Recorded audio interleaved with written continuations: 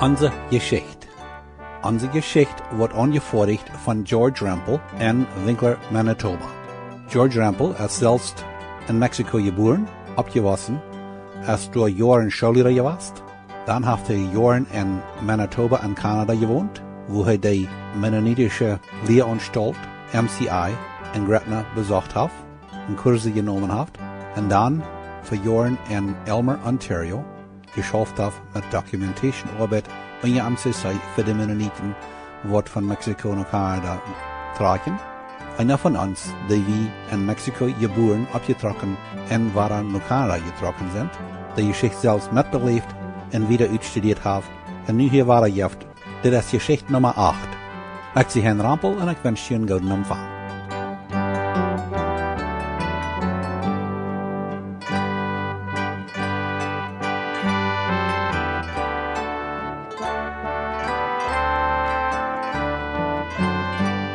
Daar wollen we noch mehr vertalen von unseren Eltern und Großeltern ihre Erfahrungen mit ihrem Schulfreiheiten verlieren in Kanada und dann von ihrem Sieekjen nach Frieheiten in Siedlungsland in andere Länder.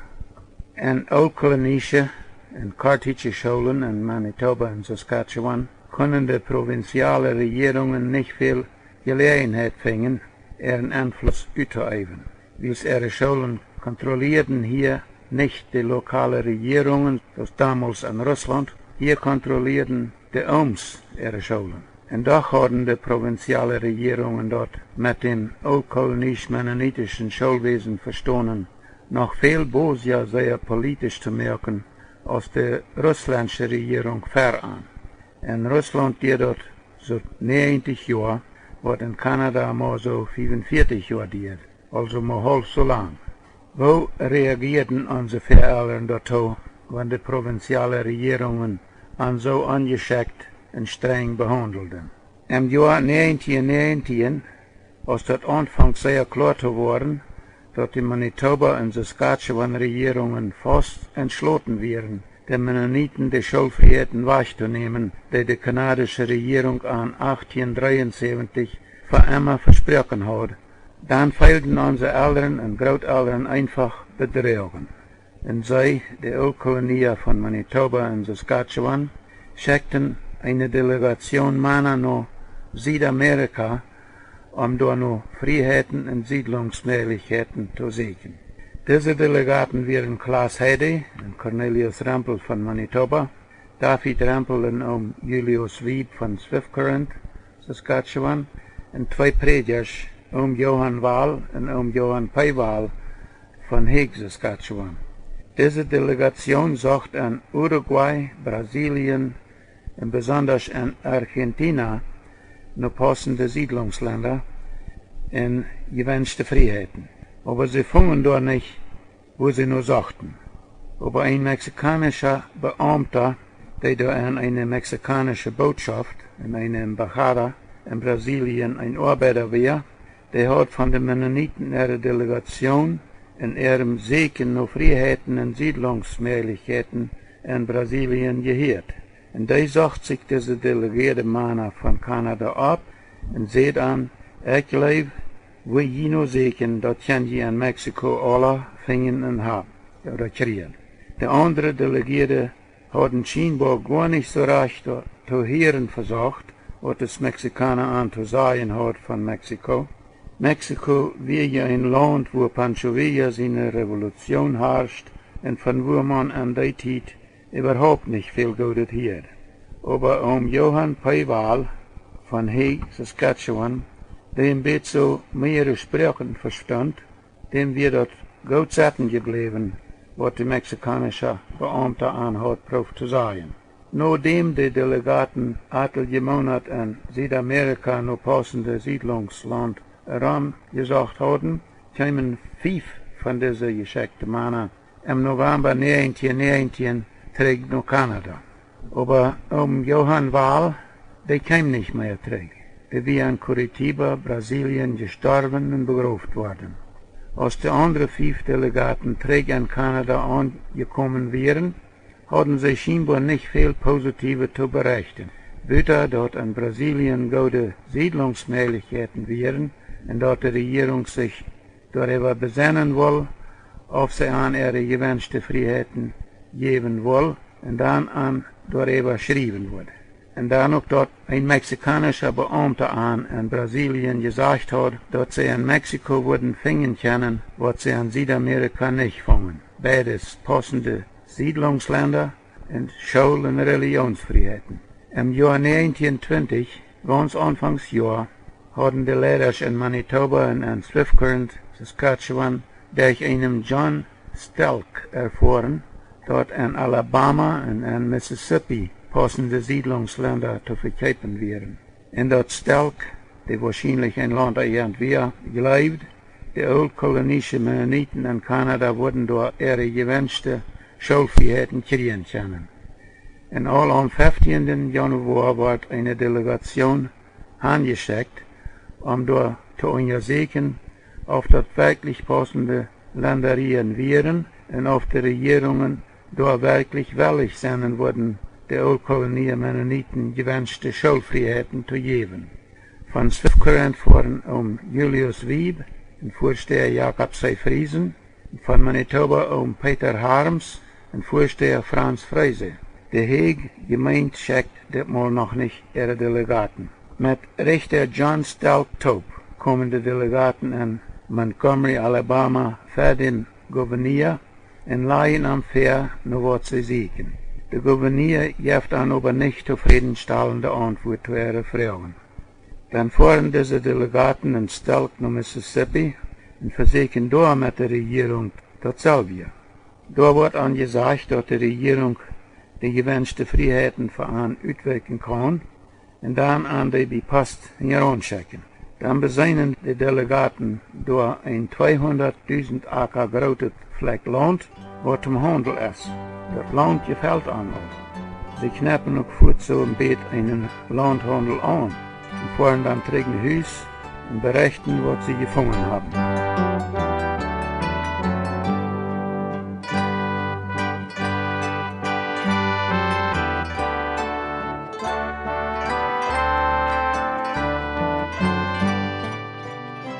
Nu eerst mal een beetje van wat thuis in Saskatchewan vergeht.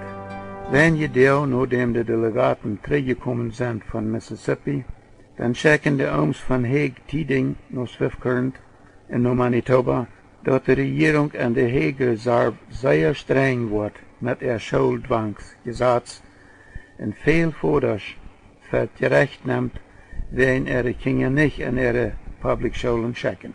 Abraham Wieb, Jakob Peters und Vorsteher Jakob C. Friesen von der Swift-Current Kolonie fuhren kurz nach der Hague-Kolonie Han. Von Manitoba kommen Johann Friesen, Jakob Leuven, Gerhard Friesen, Peter Harms und Diakon Abraham Friesen auch nach Hague. Diese oldkolonische Leiter bereden sich durch, dass sie wollen versuchen, auf jeder Gemeinde all ihre Glieder ihr Land und Gebiete taub durch bestimmte Landagenten verkaufen kann, so schwer dass sie wohl gewünschte Freiheiten gefunden haben. Und wieder bereden sie dort, dass Peter Wiens und Johann Peiwal nur Regina fahren sollen und bei der Saskatchewan-Regierung dort am Anholen, die Gemeinden ein bisschen Zeit zu geben zum Uitwandern. Und dass sie mit ihrem Schuldwangsgesetz durchführen, noch so lange warten sollen, bis sie bereit sind zum Uitwandern. Wiens und Wahl wurden in Regina gut abgenommen von der Regierungsbeamten. Anwärtlich gesagt, sie wurden die Sache für einen untersuchen. Am 17. März kommt ein W.A. Peters von Chicago nach Swift-Current, Saskatchewan, und überregt ältester Abraham Wieb ein Dokument von der Mississippi-Regierung. Und nach diesem Dokument will die Mississippi-Regierung der Oldkolonie Mennoniten all Schulfreiheiten geben, die an so meist gut wären. Aber sie versprechen noch nicht unbedingt, volle Militärfreiheit zu geben. In der Ooms geben W.A. Peters das Dokument mehr Träg, wie es Peters an versprach, dort vervollständigen zu lassen. Am 27. März wird beschlossen, dass am 12. April noch weiter eine Delegation nach Mississippi fahren soll, persönlich mit der Regierung zu reden wegen Schulen und Militärfreiheiten. Am 1. April kommt W.E. Peters Wada mit einem Herbert Emerson Taub und will weiten, was die Leaders beschlossen haben. Diese Männer versicherten die Ohms, dass die Mississippi-Regierung für die Mennoniten zufriedenstellende Freiheiten utarbeiten wird. Am 8. April kommen Ohms und Vorstehers von alle 3 Kolonien in Rheinland, Manitoba, Taub. W.E. Peters und Herbert Emerson sind auch da. Da wird beschlossen, dass Johann Friesen, Klaas Heide, Cornelius Rempel und Johann W. Rempel von Manitoba, Johann P. Waal und Vorsteher Benjamin Goertzen von der Hague-Kolonie und Franz Peters von Swift Current am 12. April sollen nach Mississippi fahren. Diese Delegation fährt und besitzt noch Wada dort Land in Mississippi. Fährt nach Jackson, Mississippi und leicht die Regierung dafür, was sie wünschen zu kriegen in ihrem Land, reden alles mit an durch und kriegen so meist zufriedenstellende Antwort. Dann fahren die Delegaten noch einmal dort Land besehen. Und dann fahren sie noch bei Washington, D.C., leihen die Regierungsbeamte dort auch für, was sie wünschen zu kriegen in ihrem Land und kriegen auch dort so meist zufriedenstellende Antwort. Aber einige, aber nicht alle Delegaten, noch ein bisschen im Stich. Man sieht an, dass sie in ihre Schulen aber auch ein bisschen englische Sprache lernen sollen. Sie kommen am 29. April zurück nach Haus.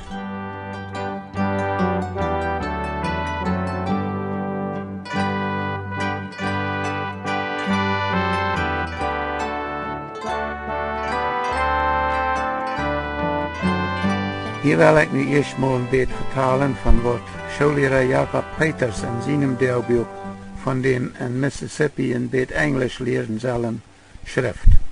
Er schrift einen Sonntag, wie ich und meine Frau wären Vormittag in der Kirche, wo ältester Johann Friesen predigt. Wir fuhren noch unsere Geschwister zum Mittag und der älteste und mehrere andere Polied wären da auch zum Mittag. No Mittag wordt veel van Mississippi vertaald en als davon geredet wordt dat we da worden zelden een beetje Englisch leren, wanneer we doorheen trokken, dan zegt Johann Friesen, dat is ook allemaal tijd, dat we de landesspraak een beetje leren. Aber lang nicht alle Ohms werden damit einverstanden. Schullehrer Peters schrift wieder so, dat steht sehr traurig in unserer Gemeinde. In der Uneinigkeit ist scheinbar noch am geradsten mangt der Ohms.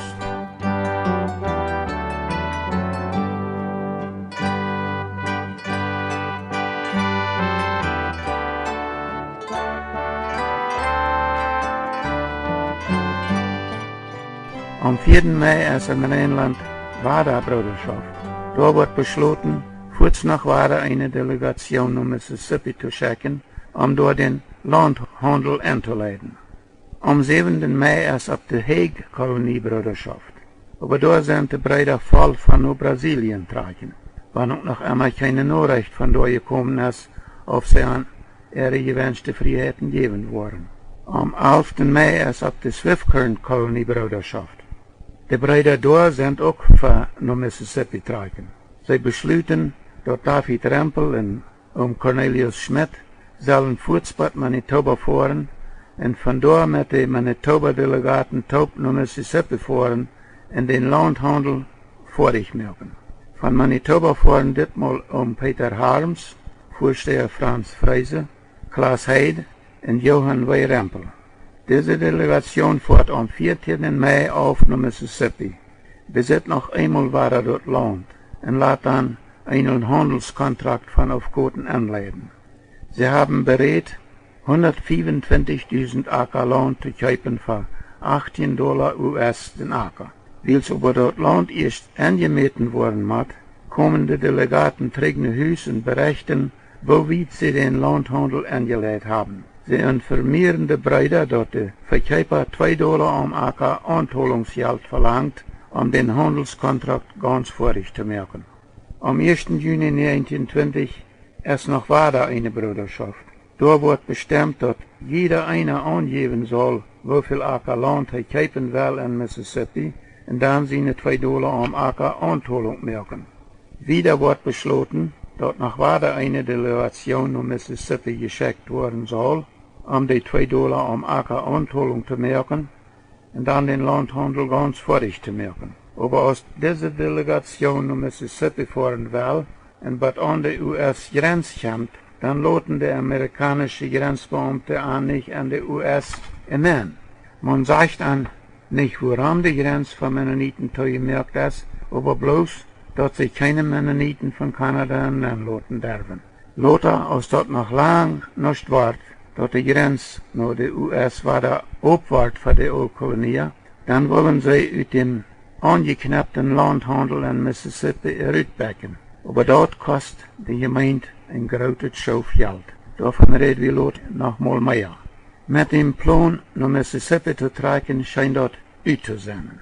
Aber Quebec scheint auch interessiert zu sein, de Kolonie ihre goede vormen families in ihre Provinz abzunehmen. Im August und September 1920 fuhr mehrere Mal eine Delegation nach Quebec und versucht dort Siedlungsland zu finden und Schulfreiheit auszuarbeiten.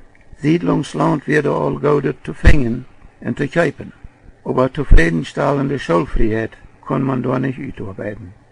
Johann P. hat sich über all dem all schriftlich so ein Bett von Landagenten informieren lassen über was in Mexiko verging, was für Ländereien dort im Handel wären und was die mexikanische Regierung recht versucht zu tun in ihrem Land. Aber solange es dort Interesse für Mississippi und Quebec so groß wäre scheinbar keiner interessiert, da nur zu horchen, was er davon vertalen will, was in Mexiko für Möglichkeiten sein können. Im Sommer wir Johann P. einmal allein nach El Paso, Texas, und nach den Nordstaaten Sonora und Sinaloa in Mexiko gefahren und hat sich dort von Landagenten informieren lassen, über was für Ländereien in Mexiko zu kaufen wären und woran. Und er hat sich dort Ländereien wiesen lassen. Im Herbst 1920 wir Johann P. mit Peter Klassen-Taub von der Gemeinde noch einmal nach El Paso, Texas, und nach den Nordstaaten in Mexiko geschickt worden. Diese beiden Männer hatten noch weiter mehr Ländereien beseinen in Sonora und in Sinaloa und hatten sich bei den Landagenten und den Staatsregierungen noch mehr Informationen geholt über woran die mexikanische Regierung sich mit einmal am ausländische Formen beworben hat und woran in Mexiko mit einmal so viel Grundeigentümer ihr Land verkaufen wollen und so weiter. Unsere Zeit ist allweiter aufgeräumt. Nächstes Mal vertellen wir uns noch mehr von unseren Eltern und Großeltern ihren Sieekjen nach Frieheiten in Siedlungsland und andere Länder. Nu noch eine Frau.